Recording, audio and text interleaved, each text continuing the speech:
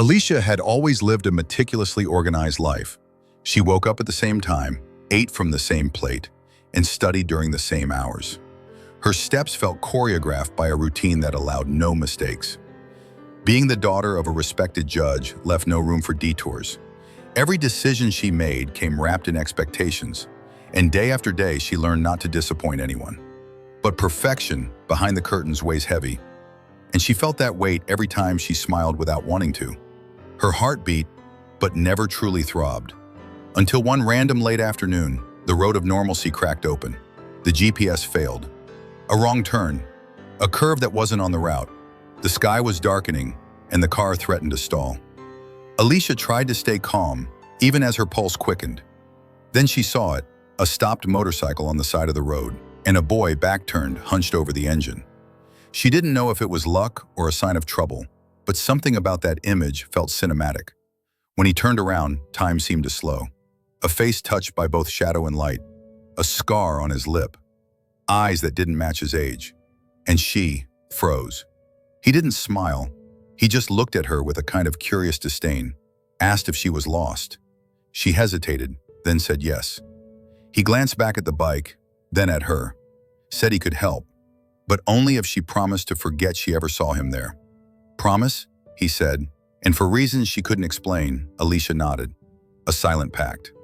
And in that instant, that flicker of chance, her life began to derail. But for the first time, derailing felt necessary. In the days that followed, something changed. Kai, as he had briefly introduced himself, started showing up in the most unlikely places. In the school parking lot, facing away from the entrance, smoking like someone who owed no one an explanation. At the cafe where she studied, reading something she never would have imagined. In the park, seated on a bench with his head down. He never got close, but he was never far enough away. And Alicia, though she wouldn't admit it, began to search for him with her eyes. Every single day. It wasn't a game, it was a silent pull, an invisible thread drawing them both toward the unknown, and that scared her. Not because he seemed dangerous, but because he made her world feel small. Her automatic smiles started to falter. Her favorite books felt shallow. Her friends sounded repetitive. Kai had eyes that knew too much but said too little, and that was magnetic. She didn't understand it, but she felt it. The clash between their worlds was inevitable. Alicia came from a world of silver spoons and well-rehearsed speeches. Kai was controlled chaos, raised by absence, fed by silence, and still, somehow, it made sense. She began to observe more. Every detail about him screamed a story no one had the patience to hear. The way he kicked stones as he walked, the way he kept his hands in his pockets, like he was hiding his fears there. Everything about him was a shield. Alicia caught herself writing about him without realizing it. In the corners of notebooks, in the margins of her pages, there were scattered phrases like eyes that hide questions, or scar that looks like a secret. It was like he had slipped into her thoughts with the same quietness he appeared in places. It wasn't love, not yet. It was curiosity with the taste of a cliff's edge, and she, always so restrained, wanted to jump. But she didn't know how to fall without breaking. Her friends noticed the change. "You're different," they said, and they were right, but none of them would understand. It wasn't teenage rebellion. It was a need to breathe outside the glass dome. Kai was more than the bad boy cliché. He was an enigma, and for the first time, she wanted to decode someone without a manual. There was a twisted kind of beauty in their closeness, a silent dance between the forbidden and the inevitable, and she no longer wanted to escape. At first, she thought it was just a phase, that it would pass. But the days turned into chapters, and the glances grew deeper. There was something in the way he looked at her, like he saw her completely, effortlessly, like he noticed things even she hid from herself. And that broke her down, because Alicia spent her life trying to please, to shape herself, to stay contained. And Kai, with a single glance, showed her she didn't have to. One afternoon, while waiting for the bus, he approached.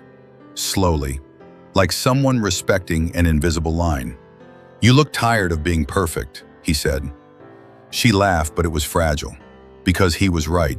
It was exhausting trying to be everyone's pride all the time. Kai had a gift for saying what she needed to hear. No filters. And even when he scared her, he also set her free. Deep down, Alicia knew that Pact on the road had been more than a secret. It was permission, a signal that, if she chose, she could cross that line. But crossing meant losing control, giving up comfort, and she still hesitated. But that hesitation was already halfway there. Kai knew it. That's why he never pushed. He just waited, as if saying, "When you're ready, I'll still be here." At the cafe, he started sitting closer. Sometimes he'd leave a book on her table without a word, a bookmark with a highlighted quote, "There's beauty in the cracks," or "Some stories weren't meant to be told." It was his way of speaking without exposing himself, and Alicia read everything like it was a secret message. Every word a window. Her father began to notice, not with words but with silences that lasted too long. He was a man who dealt with criminals daily, and he recognized signs. His daughter was changing, more distant, more restless, more alive, and that scared him, because his world was built on control, rules, order. Kai was everything he had spent his life trying to keep out, but this time the danger had found its way into his own home. One Saturday afternoon, Alicia saw Kai working on his motorcycle again, in the exact same spot where it all began. It was like the universe was playing a game of repetition. She stopped, walked over slowly.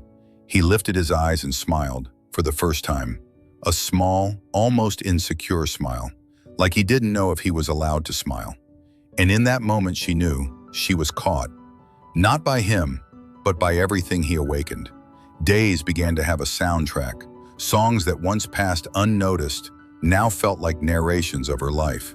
She walked through school like she was carrying a secret story, and in a way she was, because no one knew that her thoughts no longer belonged solely to her. Kai was a name she never said out loud, but it lived inside her like a confession. With every encounter, the words between them grew. He shared small things, like his love for old music, his hatred for birthdays, a longing for something he couldn't quite explain. Alicia listened like she was holding a wounded bird, with care, with no rush.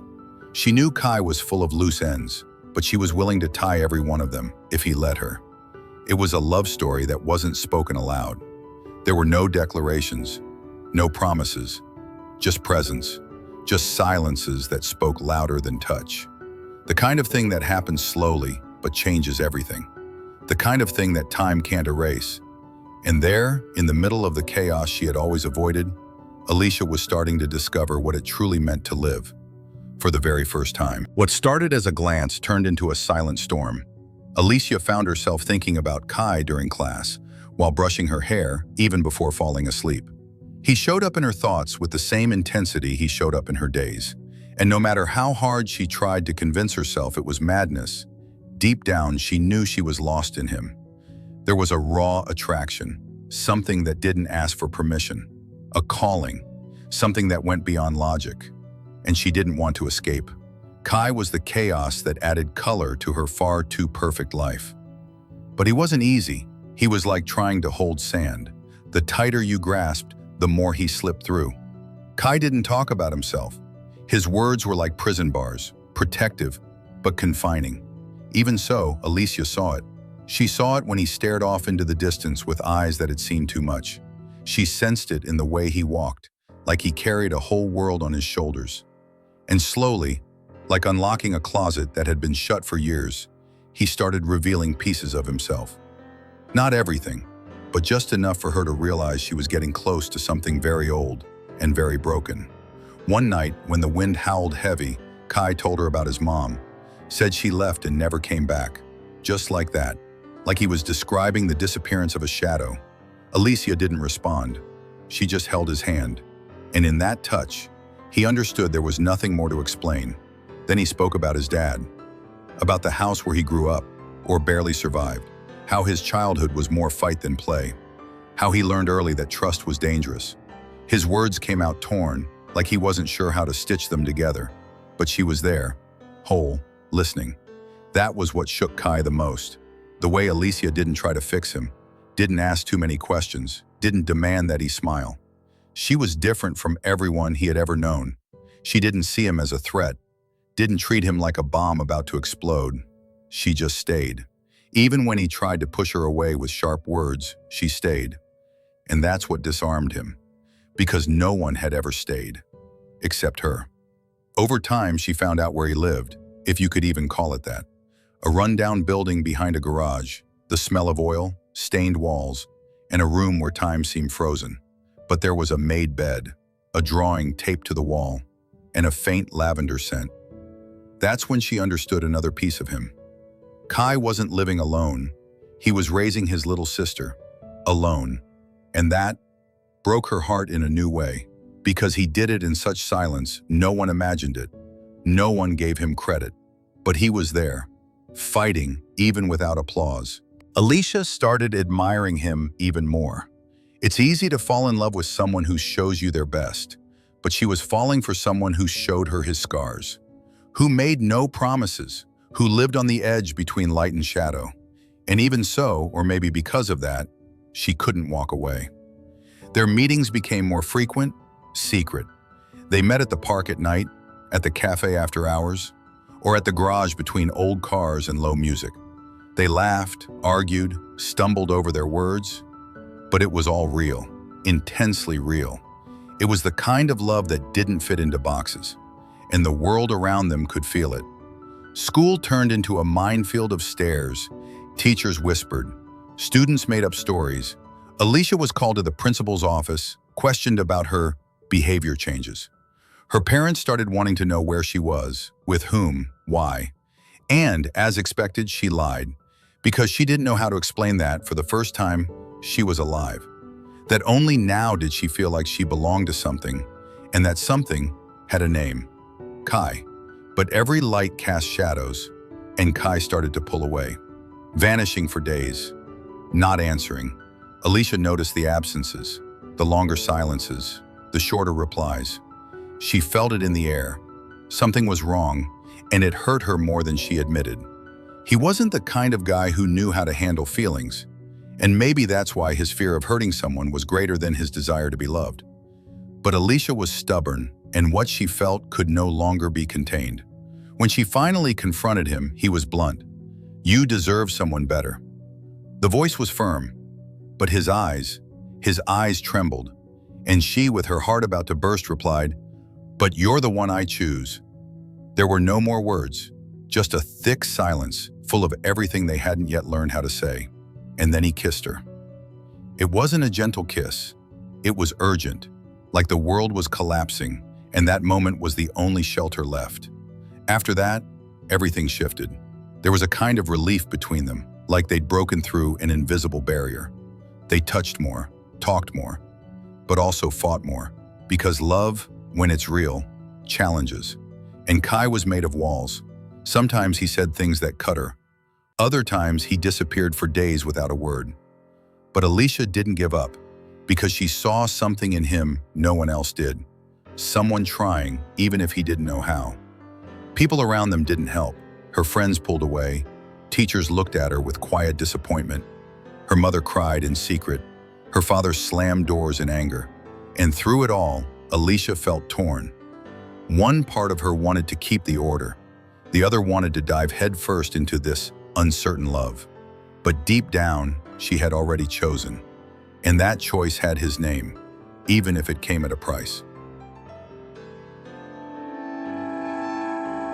Kai felt the weight of that choice too, felt the constant fear of being someone's downfall, and it tore him up inside.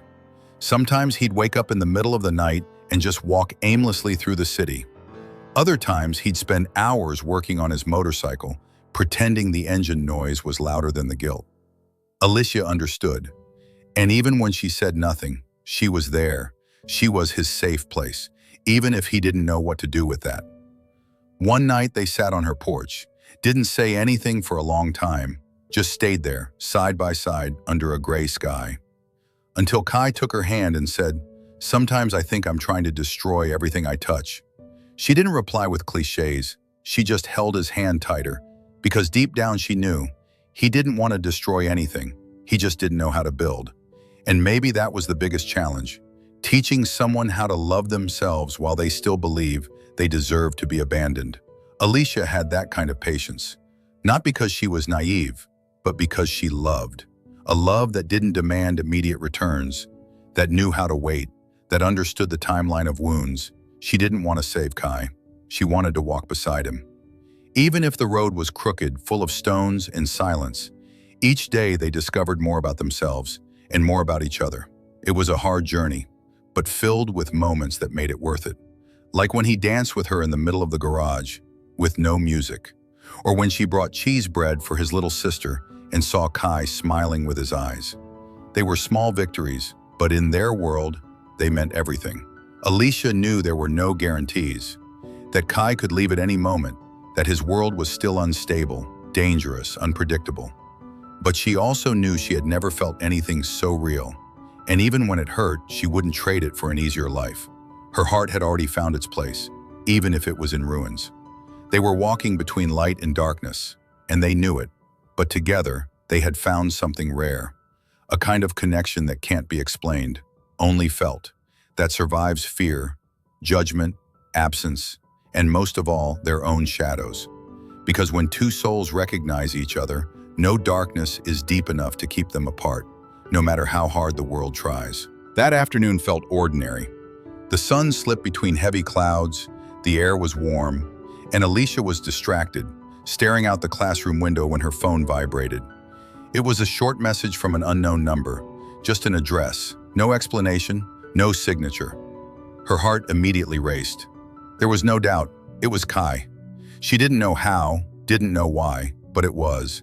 And even though every instinct screamed for her not to go, Alicia ran out without a second thought. She arrived at a narrow, dimly lit street where even cars didn't dare park. And there he was, Kai, leaning against a graffitied wall, looking darker than ever. His hair fell into his eyes, his jacket was dirty, his knuckles scraped. He didn't smile, just looked at her with that gaze that said everything and nothing at once. "They found me," he murmured. And she knew time was up.